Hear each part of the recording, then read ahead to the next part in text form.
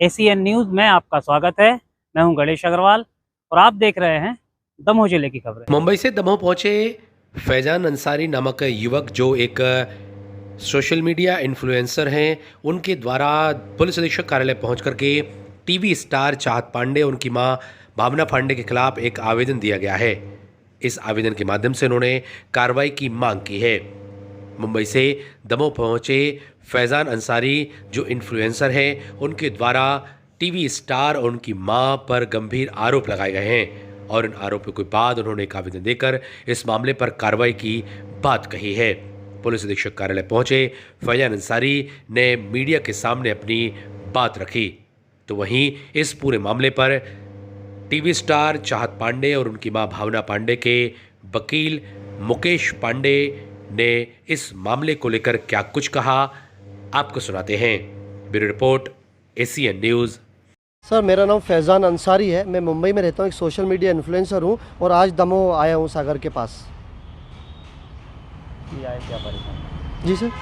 इसलिए आए क्या परेशान? सर, मेरे कुछ दिन पहले एक प्रेस कॉन्फ्रेंस अंधेरी लोखंडवाला में मैंने चाहत पांडे के खिलाफ जो सच्चाई थी बताई थी, जो इस वक्त अनफॉर्चुनेटली बिग बॉस के घर में है। वो कितनी बड़ी फेक लड़की है उसको दुनिया को अभी पता लग गया है, जिसकी वजह से फिर उसकी माँ जो भावना पांडे है, जो अभी यहीं दमोह में थोड़ा आगे ही रहती है, ये एसपी ऑफिस के पास ही रहती है, उसने मुझे सर जान से मारने की धमकी दी। काफ़ी फ़ोन कॉल्स कराए, व्हाट्सएप कॉल कराए, जानबूझ के कि मैं रिकॉर्ड नहीं कर सकूं। और हम दमोह से बात कर रहे हैं, दमोह के लोग तुम जानते नहीं हो। मतलब सर, ये लोग इतने फ्रॉड और इतने चोर लोग हैं कि मैं बता नहीं सकता हूं। मैं फिर भी यहाँ पे आया हूं और यहाँ पे मैं पुलिस ऑफिसर से मिला हूं, जो अवेलेबल ऑफिसर्स थे।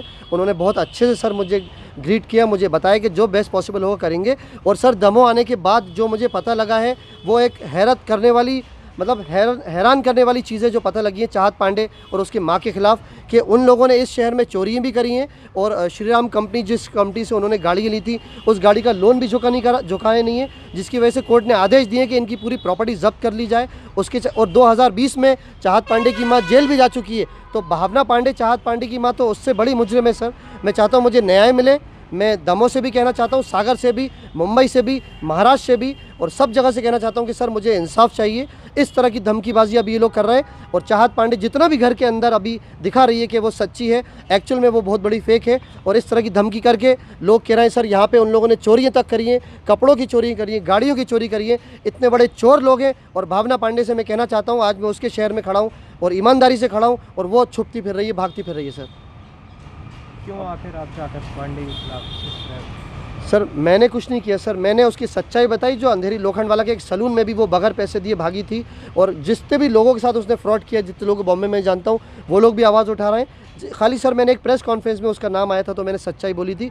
उसके बाद से मुझे यहाँ से धमकी आ रही है दमोह से। तो मैं आज इसीलिए इसी शहर में आ गया हूँ बॉम्बे से। सुबह सुबह सर मैं आया, मैंने कंप्लेंट फाइल करी यहाँ पे सीपी ऑफिस में कि मुझे, मेरी जान को खतरा है और मुझे उससे बताया जाए। और दुनिया को बताना चाहता हूँ सर, ये बहुत बड़े फेक लोग हैं और मैं हमेशा सर मैंने सच्चाई का साथ दिया है। और जो भोली भाली जनता को लोग बेवकूफ़ बनाते हैं, उनका पर्दाफाश किया है। भले ही वो राखी सावंत हो, भले ही वो उर्फी जावेद हो, भले ही वो एलविश यादव हो, भले ही वो मुनव्वर फारूकी हो, भले ही वो पूनम पांडे हो, जिसने भी अगर गलत किया है, फैज़ान अंसारी ने उसका खुला चिट्टा सामने किया है। सर मेरा काम ही यही है, लोग मुझे डीएम करते हैं, मैं एक इन्फ्लुएंसर हूँ। अगर मिलियंस लोग मुझे इंस्टाग्राम पे फॉलो कर रहे हैं तो मेरा फ़र्ज़ बनता है सर उनकी उम्मीदों पे खड़ा उतरूँ और ये चाहत पांडे की माँ की सच्चाई दुनिया के सामने लेके आऊँ। मैंने सर से भी रिक्वेस्ट करी अंदर पुलिस ऑफिस में कि सर प्लीज़ भावना पांडे को भी अरेस्ट किया जाए। उसने गाड़ी का भी घपला किया है, घोटाला किया है, लोन लेके पैसे नहीं दिए, गरीब लोगों को धोखा दिया है और भोले भाले चेहरों के पीछे एक बहुत ही भयानक, खतरनाक, शातिर और चोर चेहरा है जिसका नाम है भावना पांडे और चाहत पांडे।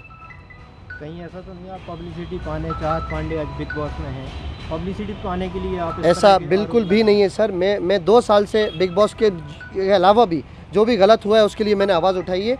चाहत पांडे से मुझे लेना देना नहीं है सर। जो भी गलत करेगा, एक इन्फ्लुएंसर, अगर मिलियंस लोग मुझे इंस्टाग्राम पे फॉलो कर रहे हैं तो मेरा फ़र्ज़ बनता है कि उन सब की भावनाओं से नहीं खेलूं और सच्चाई दुनिया को बताऊं। इसलिए मैं हमेशा लड़ाई करता हूं।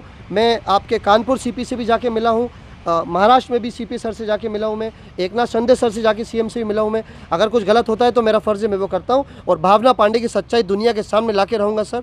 अभी अरेस्ट वारंट उसके आगे वैसे भी इशू होने वाला है। उसने गाड़ी का 13 लाख रुपये का लोन जो जमा नहीं किया है, उसके लिए उस पर भी अभी केस ऑलरेडी एक फाइल है और 2020 में भी इसी शहर में वो अरेस्ट हो चुकी है। काफ़ी केस उनके अभी सामने हो रहा है, दुनिया के सामने आ रहा है सर। ये क्या मामला? देखिए, जैसे अभी तक तो हमारी ये जानकारी में मामला नहीं आया था, हमें आप ही की जानकारी आपसे ही जानकारी मिली है कि किसी एक व्यक्ति ने चाहत पांडे के खिलाफ़ आवेदन पुलिस अधीक्षक महोदय को दिया है। उसमें हमारा ये कहना है कि ये मात्र एक सस्ती लोकप्रियता पाने के लिए इस प्रकार के प्रयास जो है ना कुछ लोगों के द्वारा किए जा रहे हैं। चाहत पांडे एक बहुत कम उम्र में एक सेलिब्रिटी बन चुकी है। एक बहुत बड़ा शो है जो विश्व स्तर का शो है बिग बॉस, उसमें वो कंटेस्टेंट है और उसमें वो विजयी भी होने वाली है। लेकिन कुछ लोग जो सस्ती लोकप्रियता पाने के लिए इस प्रकार के काम कर रहे हैं, उनसे हमारा ये भी कहना है कि अगर आप कुछ करना चाहते हैं तो आप अपनी दम पर करें, अपने हुनर पर करें, अपने कला के आधार पर करें, ना कि किसी को ऐसे बदनाम करके इस प्रकार के आरोप लगाकर और इस प्रकार के आप कृत्य करके इस प्रकार का कोई आप ऐसा काम ना करें जिससे किसी दूसरे की छवि भी खराब हो और आपके लिए भी ये ठीक नहीं है। चोरी के भी आरोप लगाए हैं, जेल जाने के भी आरोप लगाए हैं। नहीं, अब चोरी के जहाँ तक आरोप हैं तो ये इस प्रकार का मात्र लिख देने से चोरी की कोई बात नहीं होती।